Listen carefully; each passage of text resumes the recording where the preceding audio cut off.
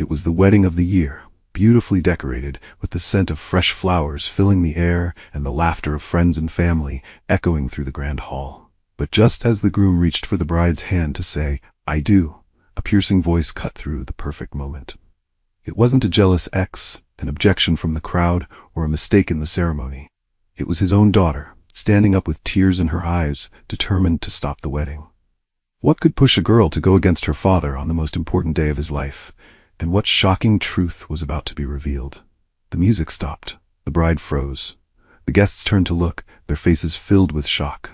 And there, standing in the aisle, was Kathy. 12 years old, trembling but determined, she said the words that would change everything. "Dad, you can't marry her." The room fell silent. Clara's radiant smile faltered for a fraction of a second before she quickly masked it with confusion. Thomas, standing at the altar, blinked in disbelief. The joy on his face melted into worry as he looked at his daughter. "Kathy," he said gently, his voice breaking the silence. "What's going on?" The little girl's chest rose and fell as she tried to steady her breathing. Her fists were clenched, her small frame trembling. She turned to face her father, her eyes wide with fear and resolve. "You can't marry her, Daddy. She's not who you think she is." The words hung in the air like a thunderclap. Guests whispered among themselves, their curiosity and unease spreading like wildfire. Clara, dressed in her pristine white gown, took a small step forward. "Kathy," she said softly, her tone laced with feigned sweetness. "What's wrong, darling? Did something happen? In just a few minutes, this wedding will go from the happiest day of a father's life to the most chaotic, life-changing moment he could never have imagined. Kathy is the only one who knows. She's the only one who sees what her dad is too blind to see. It's eating away at her, the feeling that something is off. She doesn't want to believe it. She doesn't want to ruin his happiness. But the truth is undeniable, and it's about to come out. What should she do?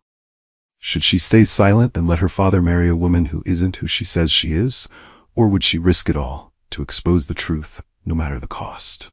Let us know in the comments and click the subscribe button as we dive deep into this story. The tension in the room was unbearable. Thomas's hands clenched at his sides as he looked between his daughter and his bride-to-be.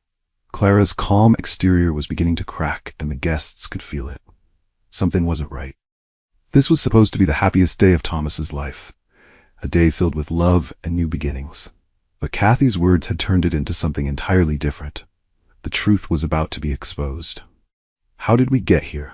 How did a 12-year-old girl uncover a truth so shocking that no one else could see it? What led to this moment, where a child's courage was the only thing standing between her father and a devastating mistake? This is the story of Kathy. A girl who loved her father too much to stay silent. A little girl who saw what no one else did. And a little girl who, in one brave moment, stopped a wedding and changed everything. Thomas, a well-loved businessman, a widower, and a father, had finally found love again, after years of heartbreak. His daughter, 12-year-old Kathy, was the center of his world. They'd been through thick and thin together, after losing his wife, her mother, to an illness that left a permanent void in their hearts. Kathy was only 5 years old when her mother passed away. Her memories of her mother were faint. A warm smile, a soft voice singing her lullabies, the scent of lavender that always seemed to linger wherever she went. After her mother's death, it had just been Kathy and her father, Thomas. Thomas did his best to raise Kathy on his own. He worked long hours to provide for her, but he never let his job keep him from being present. He was there for every scraped knee, every bedtime story, every school recital. To Kathy, he wasn't just her dad, he was her whole world. But as much as Thomas loved his daughter, there was a sadness in him that even Kathy could see. It was in the way he sat quietly at the dinner table after she had gone to bed. The way he looked at old photos of her mother when he thought no one was watching. He was lonely, and Kathy knew it. One day, Thomas met Clara at a charity gala, and after a while of their relationship, he introduced her to Kathy as his new love. When Clara came into their lives, everything seemed to change. For Thomas, Clara seemed like a blessing. Beautiful, charming, and kind, or so she seemed. She came into their lives when Thomas was at his loneliest. She offered warmth, companionship, and a seemingly genuine love for both Thomas and Kathy. But appearances can be deceiving. Kathy believed Clara was the best thing that had ever happened to her and her father since the death of her mom. Clara was beautiful, poised, and kind. She had a way of making people feel special, like they were the only ones in the room. When she smiled at Thomas, he felt something he hadn't felt in years. Hope. Clara quickly became a regular presence in their lives. She brought warmth and laughter back into their home. And for the first time in a long time, Kathy saw her father's smile. Clara didn't just make Thomas happy, she made Kathy feel special too. She would bake cookies with her, help her with her homework, and tell her how lucky she was to have such a wonderful father. For a little girl who had grown up without a mother, Clara seemed like a dream come true. Kathy began to think of her as the mother she had always wished for. She started imagining what life would be like when Clara officially became part of their family. She imagined trips to the park, family movie nights, and bedtime stories just like the ones her mom used to tell her. But the dream didn't last. At first the changes were subtle. Clara's sweet demeanor would shift when Thomas wasn't around. Her patience wore thin, and her kind words were replaced with sharp commands. If Kathy left her toys in the living room, Clara would snap at her to clean them up. If she spilled her drink at dinner, Clara's eyes would narrow with annoyance. "You're old enough to know better," Clara would say coldly. "Do you want your father to think you're a spoiled brat?" Kathy didn't understand why Clara was so different when her father wasn't there. She tried harder to be good, to make Clara happy, but nothing seemed to work. The more time passed, the colder Clara became. Behind closed doors, Clara showed a darker side. She would scold Kathy over the smallest things, criticize her for how she looked or how she acted. "You'll never grow up to be anything if you keep acting like a brat," Clara sneered one evening when Thomas was at work. But it didn't stop there. Clara's anger came with threats. "If you tell your dad what I say to you, I'll make sure he never believes you. He loves me more than you think, and I'll make sure you're out of this house for good," Clara hissed, her voice sharp as a knife. Then came the threats. One evening, when Kathy accidentally knocked over a vase while playing, Clara grabbed her arm and pulled her close. Her voice was low and menacing as she hissed, "Do you know how much that cost? If you ever tell your father how I talk to you, you'll regret it. Do you understand me?" Kathy's eyes filled with tears, but she nodded. She was too scared to do anything else. From that moment on, Kathy started to see Clara for who she really was. The kind, loving woman who had won her father's heart was a lie. Behind closed doors, Clara was someone else entirely, someone who was cruel, controlling, and manipulative. Kathy didn't know what to do. She loved her dad and didn't want to ruin his happiness. She stayed silent, thinking maybe Clara would change. But things only got worse. Clara wasn't just mean. She was dangerous. And Kathy would soon discover just how far Clara was willing to go to get what she wanted. Clara's behavior toward Kathy grew worse with every passing week. What started as cold remarks and veiled threats turned into something far more sinister. When Thomas was home, Clara was the picture of grace, doting on Kathy, laughing at his jokes, and talking about how much she loved their little family. But the moment he left for work, the mask slipped. Kathy accidentally spilled a glass of water on the kitchen counter. Clara's patience snapped. "What's wrong with you?" she hissed, grabbing a towel to mop up the spill. "Can't you do anything right?" "I'm sorry," Kathy mumbled, her cheeks burning with embarrassment. "Sorry doesn't fix it," Clara snapped. She threw the wet towel into the sink and turned to face Kathy, her eyes cold. "You're lucky your father wasn't here to see this. He'd be so disappointed." The real trouble started one evening when Thomas had to work late. Kathy was sitting in the living room, drawing pictures of her family, her dad, herself, and Clara. She was trying to convince herself that things weren't as bad as they seemed, that maybe she just needed to try harder to get along with Clara. Clara walked in, her heels clicking against the wooden floor. She glanced at Kathy's drawing and frowned. "What are you doing?" "I'm drawing us," Kathy said softly, holding up the picture. Clara snatched the paper from her hands, her lips curling into a sneer. "This doesn't look like us. You made me look like a monster." Kathy's eyes widened. "No, I didn't. I just—" "Enough," Clara said, her voice low and sharp. She tore the drawing in half and tossed it onto the floor. "Let me make something clear, Kathy. I'm going to marry your father, and when I do, things are going to change around here. Do you understand me?" Kathy felt a chill run down her spine. She nodded, tears streaming down her face. "Yes." "Good," Clara said, straightening up. "And clean up this mess before your father gets home. I don't want him seeing you like this." Kathy tried her best to stay out of Clara's way after that night. She avoided her whenever she could, spending most of her time in her room or outside in the backyard. The weeks leading up to the wedding were a nightmare for Kathy. Clara's behavior grew colder and more manipulative. But then, something happened that changed everything. One night, while Clara thought Kathy was asleep, Kathy overheard a conversation. Clara was on the phone in the kitchen, her voice low and urgent. "No, he doesn't suspect anything," Clara said. "Just stick to the plan. Once the wedding is over, we'll have access to everything. The accounts, the business, all of it." Kathy's heart pounded in her chest. She didn't understand everything Clara was saying, but she understood enough. Clara wasn't just mean or controlling. She was dangerous. And she was planning something that could ruin her father's life.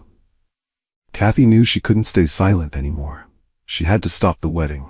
But how? How could a 12-year-old girl convince her father that the woman he loved was not who everyone thought she was? Kathy decided to start watching Clara to find an evidence for her dad. But unfortunately, Clara knew Kathy was watching her, and she knew the little girl was sharper than most people gave her credit for. Kathy's presence was a problem, a threat to the smooth execution of her plan. Clara had spent months carefully weaving her web, gaining Thomas's trust, charming his friends, and inserting herself into every corner of his life. Clara knew that as long as Kathy was around, her plans would always be in jeopardy. That's when Clara decided Kathy needed to go. She decided to send Kathy off to a boarding school. Clara needed to make sure Thomas believed it was the right decision. She needed him to feel like he had no other choice, and that meant framing Kathy for something big. Something that would convince Thomas his daughter was acting out and needed structure. It happened on a quiet afternoon. Clara had been humming to herself, organizing some of her jewelry in the bedroom, when she called Kathy in. "Sweetheart," Clara said, her voice dripping with fake sweetness. "Can you help me with something?" Kathy, wary of Clara but unwilling to disobey, stepped inside. "What is it?" "I need you to hold on to this for me," Clara said, handing Kathy a velvet jewelry pouch. "Just for a minute while I finish sorting these." Kathy took the pouch without a second thought. She stood there quietly, waiting for Clara to finish, but Clara seemed to take her time. After a few minutes, Kathy asked, "Can I put this down now?" "Of course," Clara said, smiling. "Just set it on the dresser." "Thank you, sweetheart." Relieved, Kathy placed the pouch on the dresser and walked back to her room, happy to be away from Clara. But what she didn't know was that Clara wasn't done. Later that evening, Clara stormed into the living room, her face a mask of shock and betrayal. "Thomas," she cried, clutching the empty jewelry pouch in her hand. "Something's missing. My necklace, the one you gave me, it's gone." Thomas looked up from his book, alarmed. "Gone? What do you mean?" "I just had it this afternoon," Clara said, her voice trembling. I don't want to accuse anyone, but I think Kathy was the last person who had it." Kathy, who had been sitting quietly on the couch, froze. "I didn't take anything," she said, her voice rising with panic. "She asked me to hold it, but I gave it back." "Is that true, Kathy?" Thomas asked, his brow furrowed. "Yes, I swear," Kathy said, tears welling up in her eyes. "I didn't take anything." But Clara's tears were more convincing. "Thomas, I don't want to believe she'd do something like this, but maybe she's struggling more than we realized. Maybe she needs help. Structure." Thomas sighed heavily, running a hand through his hair. "Kathy, this is serious. If you did take it, you need to tell me now." "I didn't," Kathy cried. "She's lying. I didn't do anything." Vanessa dug through Kathy's backpack and found the necklace hidden inside. Kathy's protests fell on deaf ears. "Dad, I swear," she cried. But Clara's tears and accusations drowned her out. Clara's lips tightened, her eyes glistening with fake sadness. "Thomas, maybe we should think about sending her to boarding school, at least for a little while. It might give her the discipline and stability she needs." That night, Kathy sat in her room, tears streaming down her face. She couldn't believe what was happening. Clara had framed her. She was sure of it. But how could she make her father see that? He had looked so disappointed, so unsure of what to believe. The next morning, Thomas sat down with Kathy at the kitchen table. His expression was soft, but serious. "Kathy, we need to talk," he said. Kathy looked up at him, her eyes red from crying. "Daddy, I didn't do it," she whispered. "I didn't take anything." Thomas sighed and reached for her hand. "Sweetheart, I want to believe you. I really do. But Clara wouldn't lie about something like this. We both saw the necklace in your backpack. I know it's been hard for you to adjust to having her in our lives, and I know you miss your mom. But I think maybe this is part of the problem." "What do you mean?" Kathy asked, her voice trembling. "I think Clara's right," Thomas said gently. "Maybe some time away would help you adjust. Boarding school isn't a punishment, Kathy. It's a chance for you to grow and learn." Kathy pulled her hand away, her heart breaking. "You're sending me away?" she said, her voice cracking. "Because of her?" "It's not because of her," Thomas said quickly. "It's because I want what's best for you. I know it's hard now, but you'll see, This will be good for all of us. That evening, Kathy decided she couldn't stay silent anymore. She had to tell her father the truth, not just about the stolen necklace, but about everything Clara had done. She waited until Clara was out of the house, then found Thomas in his study. "Daddy," she said, her voice trembling, "I need to talk to you." Thomas looked up from his paperwork and smiled softly. "What is it, sweetheart?" Kathy hesitated, her heart pounding. "It's about Clara." Thomas's expression shifted, a hint of frustration flickering across his face. "Kathy, we've talked about this. You need to give her a chance." "No, Daddy, listen," Kathy said, her voice rising with desperation. "She's not who you think she is. She's been mean to me when you're not around. She yells at me, and she said if I told you, you wouldn't believe me. She framed me for the necklace." Thomas frowned, leaning back in his chair. "Kathy, I know this has been hard for you, but you're letting your imagination get the best of you. Clara loves you, and she loves me. She's trying her best to make this work." "She doesn't love me," Kathy cried. "She's pretending. She's only doing this to get what she wants." "Kathy, enough," Thomas said firmly. "You're a smart girl, but you're still a child. You don't understand how complicated things can be. Clara has done nothing but try to make you feel welcome, and you need to give her a chance." Kathy's heart shattered. She wanted to scream to make him see the truth, but the look on his face told her it was no use. He wouldn't believe her. Not yet. Kathy needed undeniable proof that Clara wasn't just bad news. She was dangerous. The following day, Kathy was cleaning her room when Clara's phone buzzed on the kitchen counter. Kathy glanced at it, curiosity gnawing at her. Clara always kept her phone close, almost as if she was afraid someone might see what was on it. But today, she had left it behind. Kathy hesitated, her heart pounding. She knew it was wrong to snoop, but she couldn't ignore the nagging feeling in her chest. This might be her only chance to find out what Clara was hiding. With trembling hands, Kathy picked up the phone and unlocked it using the pattern she had secretly memorized.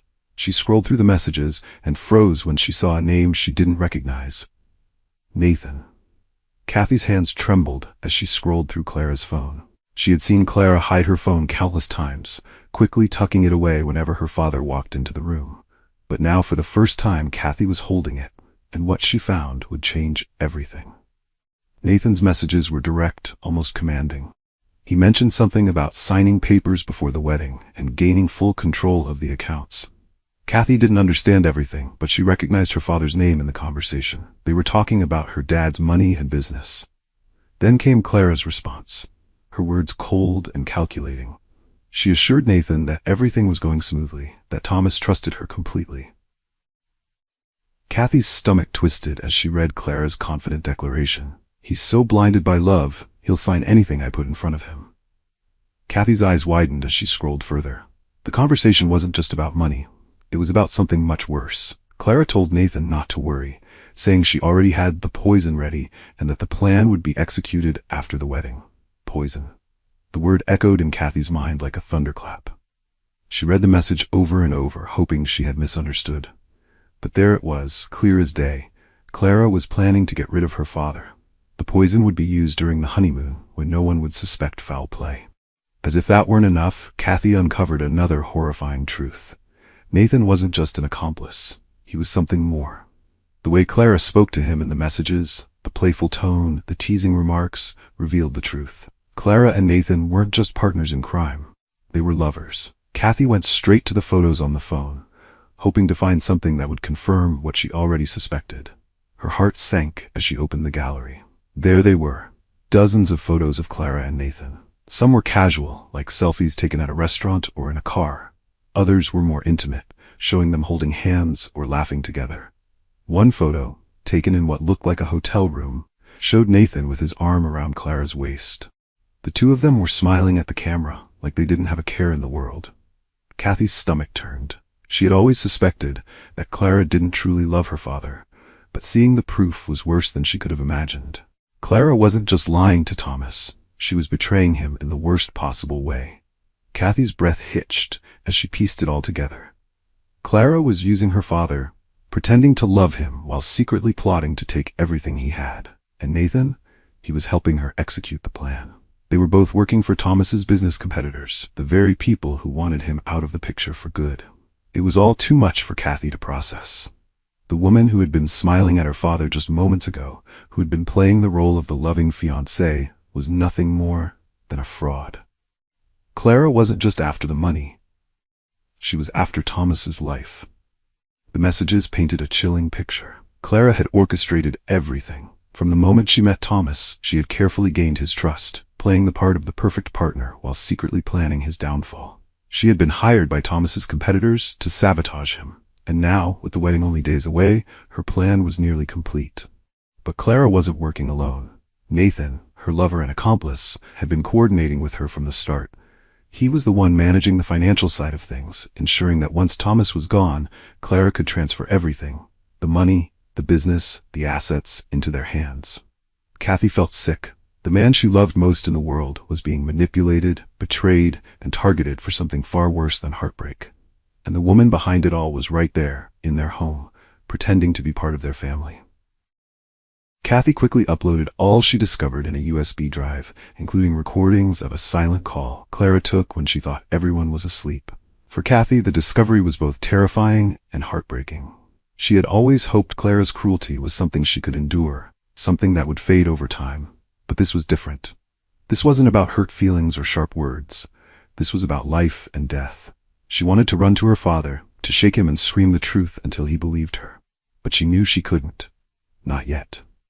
Clara was too clever, too manipulative. If Kathy confronted her now, Clara would twist the story, just like she always did. Kathy needed more than just words. She needed a way to prove, without a shadow of a doubt, that Clara wasn't who she claimed to be. Kathy clenched her fists, determination hardening her resolve. She couldn't let her father marry Clara. She couldn't let him sign away his life, literally and figuratively, to a woman who had no intention of loving him. But how could she stop it? How could a 12-year-old girl stand up against a woman like Clara? The following days felt like a blur for Kathy. Every moment she spent in the same house as Clara was unbearable. Every time Clara smiled at her father, pretending to be the perfect fiancé, Kathy's stomach churned. But what made it worse was the weight of the truth, the secrets she now carried. Clara wasn't just mean. She wasn't just manipulative. She was a cold-hearted liar, a thief, and worst of all, a murderer in waiting. Kathy knew she had to stop her, but how? Clara was clever, always 10 steps ahead. Kathy couldn't just tell her father. She tried that before, and he hadn't believed her. Clara's web of lies was too strong, too convincing. But Kathy wasn't going to give up. She was her father's daughter, and she wasn't going to let him walk blindly into a trap. She had one goal now, to expose Clara for who she really was, and she would do whatever it took. Kathy knew the poison was real. She had seen it mentioned in Clara's messages to Nathan, but she didn't know where it was or how Clara planned to use it. She decided to search the house, starting with Clara's room. It was a risky move, but Kathy knew she had to take the chance. Late one night, after Clara and Thomas had gone to bed, Kathy crept into Clara's room. Her heart pounded in her chest as she opened the closet door and began searching through the shelves. Most of it was what she expected: clothes, shoes, and a neatly organized row of purses. But then, in the back of the closet, hidden behind a stack of shoeboxes, Kathy found a small, unmarked bottle. Her hands trembled as she held it up to the light. The liquid inside was clear, almost ordinary looking, but Kathy knew better. This was it, the poison Clara was planning to use on her father. The thought made her stomach turn. How could anyone be so evil? How could someone smile and laugh with a man while secretly planning to get rid of him? Kathy put the bottle back exactly where she found it, careful not to leave any trace of her presence. She had what she needed now. The messages, the pictures, the poison, it was all coming together. But she still needed a plan. How could she reveal everything in a way that left no room for Clara to twist the truth? With the wedding just days away, Kathy knew she had to act fast. She couldn't let Clara carry out her plans. She couldn't let her father marry a woman who didn't love him, who was planning to poison him and take everything he had. But Kathy also knew that simply telling her father wouldn't be enough. Clara was too good at lying, too good at making people believe her. Kathy needed a way to expose her in front of everyone. The wedding would be the perfect opportunity, she thought to herself. Everyone would be there, friends, family, even some of Thomas's business partners. If Kathy could reveal the truth in front of all those people, Clara wouldn't be able to deny it. The lies would unravel. She wrote down everything she had heard and seen, organizing it in a way that even the most skeptical person couldn't ignore. The night before the wedding, Clara was in an unusually good mood. She hummed to herself as she set out her dress and talked about how excited she was to finally become a real family. Kathy stayed quiet, sitting at the dinner table with her father and Clara, her hands clasped tightly in her lap. "Are you excited for tomorrow, Kathy?" Clara asked, her smile as fake as ever. Kathy looked up, forcing herself to meet Clara's gaze. "Yeah," she said softly, her voice trembling just enough to seem innocent. She didn't want Clara to suspect anything. "Not yet." Thomas reached over and squeezed Kathy's hand. "It's going to be a beautiful day," he said, his voice full of warmth. "I'm so proud of you, sweetheart. I know this hasn't been easy, but you've handled it so well." Kathy felt a lump rise in her throat. She wanted to tell him the truth right then and there, to shout it at the top of her lungs. But she held back. She had to wait for the perfect moment. The morning of the wedding dawned bright and beautiful. Sunlight streamed through the windows, illuminating the house in a golden glow. For most people, it was the perfect day for a celebration. But for Kathy, it felt like the calm before the storm. The house was bustling with activity. Florists were arranging flowers, caterers were setting up trays of food, and guests were arriving in waves, dressed in their finest attire. Kathy sat on the edge of her bed, clutching the USB drive in her hand. Her heart pounded as she rehearsed what she was going to say. She couldn't afford to mess this up. This was her one chance to expose Clara. From down the hall, Kathy could hear Clara's laughter echoing through the house. It was light and cheerful, the kind of laugh that made people think she was happy, kind, and in love. The wedding was being held in the backyard, under a beautiful arch covered in white roses. Chairs were lined up neatly, and the guests were seated, chatting and laughing as they waited for the ceremony to start. Thomas stood at the altar, his face glowing with happiness. He looked dashing in his suit, his eyes sparkling with the kind of joy Kathy hadn't seen in years. Clara made her entrance with a flourish, her wedding gown trailing behind her as she walked down the aisle. The guests gasped at her beauty, whispering to one another about how perfect she looked. Clara's smile was radiant, but Kathy could see the flicker of coldness in her eyes when she glanced at Kathy. As the officiant began to speak, Kathy's hands grew clammy. Her heart raced as she looked around at the sea of smiling faces. They were all oblivious to the truth, all blind to the danger Clara posed. Kathy clenched her fists. She couldn't wait any longer. The officiant's voice rang out. "If anyone here has any reason why these two should not be wed, speak now or forever hold your peace." The guests laughed softly, clearly expecting silence. But then from the second row a small voice broke through the quiet. "Stop." All heads turned as Kathy stood up. Her legs wobbled, but her voice was strong. "You can't marry her, Dad. She's lying to you." A wave of shocked whispers rippled through the crowd. Thomas blinked, his expression shifting from confusion to concern. "Kathy, what's going on?"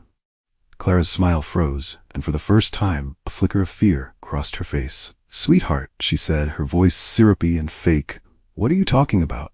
Did something happen?" Kathy ignored her and turned to her father. "She doesn't love you, Daddy. She's pretending. She's been lying to you this whole time." "Kathy," Thomas said gently, stepping toward her. "We've talked about this. I know this is a big change, but Clara loves us. She's been trying her best." "No!" Kathy shouted, tears streaming down her face. "She doesn't love us. She's been lying." Kathy reached into her pocket. "I can prove it," and pulled out the USB drive. "I have recordings, Daddy," she said, her voice trembling. "I heard her talking to someone on the phone. She's working with someone named Nathan. She's planning to take all your money, and she's going to hurt you." The crowd fell silent. Thomas's face paled, and Clara's eyes narrowed. "This is ridiculous," Clara said, her voice sharp now. "She's just a child. She doesn't know what she's talking about." But Kathy wasn't done. "I saw the messages on her phone," she said, her voice growing stronger. "She's working with Nathan. They're planning to take everything you have, and she's cheating on you with him." Gasps erupted from the crowd. Guests exchanged horrified glances, and Thomas staggered back as if the words had physically struck him. "What are you saying, Kathy?" he asked, his voice breaking. "I'm saying she doesn't love you, Daddy," Kathy said, holding out the USB drive. "Everything's on here, the messages, the recordings, even pictures of her with Nathan. Please, you have to believe me." Clara's composure cracked. Her hands clenched into fists and her voice rose. "This is insane. She's lying. She's jealous and doesn't want to share you. Can't you see what she's doing?" Thomas looked at her, his eyes filled with doubt. "Is it true?" he asked quietly. "Are you working with someone named Nathan?" Clara stammered, her face turning red. "Of course not. Thomas, you know me. You know I would never." "Show them the proof," a voice from the crowd said. Thomas asked one of the guests to plug the USB drive into a laptop one of the wedding planners had been using for the music. The screen lit up with the photos of Clara and Nathan. The messages followed, each one more damning than the last. The final blow came when Kathy played one of the recordings. Clara's voice filled the air. "Don't worry. Once the wedding's over, I'll handle everything. He won't see it coming." The crowd erupted into chaos. Guests shouted in shock, and Thomas's face hardened as he looked at Clara. "How could you?" he whispered, his voice trembling. The air was electric with tension as the guests erupted into chaos. People whispered, pointed, and gasped at the images and recordings displayed on the laptop screen. Clara's carefully constructed facade was crumbling faster than she could repair it. "No, this isn't what it looks like," Clara yelled, stepping forward and slamming the laptop shut. Her voice, usually smooth and controlled, was sharp and desperate. "She's lying. She doctored those photos, those messages. This is a setup." Thomas stared at her, his face pale and unreadable. "Clara," he said, his voice low and trembling, "what is she talking about? Tell me the truth." Clara turned to him, her eyes wide and pleading. "Thomas, you know me. You know I'd never hurt you. This is just a misunderstanding." Kathy stepped forward, her small frame trembling but her voice steady. It's not a lie, Daddy. I heard her talking to Nathan about taking all your money. I found the poison in her closet. She doesn't love you. She's working with your business competitors, and she's planning to hurt you." The guests gasped louder, their disbelief turning to outrage. A murmur spread through the crowd as people began piecing the clues together. Clara's carefully controlled mask slipped further. Her hands clenched into fists, and her voice grew sharper. "Enough of this nonsense," she snapped. "Thomas, are you really going to believe a 12-year-old over me? After everything we've been through?" The room seemed to freeze in that moment. Every guest, every pair of eyes was fixed on Clara. The silence was heavy, suffocating, and for the first time since Kathy had spoken, Clara looked genuinely shaken. Her mask of confidence was slipping, and she knew it. Clara's expression darkened. Her shoulders stiffened, and for the first time her true self began to show. The sweetness in her voice was gone, replaced by something colder, sharper. "This is ridiculous," she snapped. "Do you hear how crazy this sounds?" But Thomas didn't look convinced. His gaze was hard, cold, and unwavering. "Answer the question, Clara," he said, his voice like steel. "Are you working with Nathan?" Of course not." Clara stammered, her voice breaking. "I don't even know who that is." "Stop talking," Thomas said, his voice rising for the first time. The room fell silent again, the authority in his tone cutting through Clara's protests. Kathy clicked on another one of the recordings. Clara's voice filled the air, cold and calculating. "Don't worry, Nathan. Once the wedding's over, I'll have access to everything. The accounts, the business, it'll all be ours. And then we can finally get rid of him." The crowd erupted into murmurs, disbelief etched on every face. Thomas's hands clenched into fists as he played another recording. "Make sure you have the papers ready for him to sign during the honeymoon. He's so in love, he won't even read them." The whispers grew louder. Some guests looked horrified, others looked furious. Clara's carefully curated image was falling apart in front of everyone. Thomas turned to Clara, his face a mix of heartbreak and fury. "How could you do this?" he demanded, his voice trembling. "After everything we've been through, after everything I gave you, how could you?" Clara took a step back, her eyes darting around the room as if searching for an escape. "Thomas, she began, but he cut her off. "Save it," he snapped. "You lied to me. You manipulated me. You were going to get rid of me?" His voice cracked on the last words, the reality of the situation hitting him like a tidal wave. Realizing she had no way out, Clara's demeanor changed completely. The fake tears and sweet smiles were gone, replaced by pure venom. "You're such a fool, Thomas," she spat, her voice dripping with disdain. "You think this was about love? You think I cared about you? You were just a means to an end. All of this," she gestured around the room, "was just a stepping stone. And now, thanks to your brat of a daughter, it's all ruined." The guests gasped, shocked by her sudden shift. Thomas looked like he had been punched in the gut. "I trusted you," he said, his voice barely a whisper. "I let you into my life, into my daughter's life." Clara sneered. "And that was your biggest mistake." Unknowingly to her, Thomas had dialed 911 and called the police earlier. Just as she turned to leave, the sound of sirens filled the air. Thomas' call to the police had been perfectly timed. Moments later, officers entered the backyard, their presence commanding immediate attention. One of the officers stepped forward. "Clara Stevenson? You're under arrest for conspiracy to commit fraud, attempted murder, and embezzlement." Clara's eyes widened in panic. "You have no proof," she screamed, thrashing as the officers grabbed her arms. "This is all lies. You can't arrest me." but her protests fell on deaf ears. The officers led her away, her screams fading into the distance as the guests watched in stunned silence. Thomas dropped to his knees in front of Kathy, tears streaming down his face. "I'm so sorry," he said, his voice breaking. "I should have listened to you. I should have trusted you." Kathy wrapped her arms around him, her own tears flowing freely. "I just didn't want to lose you, Daddy," she whispered. "I just wanted to keep you safe." "You did," Thomas said, pulling her close. "You saved me. You saved both of us." The guests slowly began to disperse, their murmurs filled with disbelief and awe. Many of them stopped to thank Kathy, praising her bravery and determination. But Kathy didn't care about their words. All she cared about was that her father was safe. Thomas wasn't the type to shy away from difficult conversations. He knew he had to mend his relationship with Kathy, and he wasn't going to let another day go by without doing so. Knocking gently on her door, he waited until he heard her faint, "Come in." He stepped inside, his heart heavy as he saw her sitting on her bed, hugging a pillow tightly. "Kathy," he began, his voice soft, "I don't even know where to start. I should have listened to you. I should have seen the signs, and I'm so sorry that I didn't." Kathy looked up, her eyes filled with unshed tears. "Dad, I was so scared," she said quietly. "Clara wasn't just mean, she was dangerous. She threatened me, made me feel like I was the problem. And when you didn't believe me, I thought I'd lose you too." Thomas sat beside her, taking her hand in his. "You didn't lose me, Kathy. If anything, I almost lost you because I was too blind to see what was happening. But I promise you this, I will never let anything like this happen again. You come first, always." For the first time in weeks, Kathy felt a weight lift off her shoulders. It wasn't going to be easy, but it was a start. In the days that followed, the evidence Kathy had gathered helped uncover a much larger scheme. Clara and Nathan were part of an organized network targeting wealthy individuals and businesses. Thanks to Kathy, the authorities were able to dismantle the operation and bring everyone involved to justice. Thomas, though heartbroken, was grateful. He vowed to spend the rest of his life making it up to Kathy, cherishing the bond they had and ensuring she always felt safe and loved. As for Kathy, she finally felt at peace. The nightmare was over, and she knew her mother would have been proud of her. Together, she and her father began rebuilding their lives, stronger than ever. Months later, as Kathy and Thomas sat on the porch watching the sunset, Thomas turned to his daughter with a smile. "You know," he said, "for all the pain Clara caused, she did one thing right. She showed me just how incredible you are." Kathy laughed, rolling her eyes. "It's about time you figured that out," she teased. But her smile said it all. She had forgiven him, and they were ready to move forward together. The ordeal with Clara had been a test of their strength, but it had also brought them closer than ever.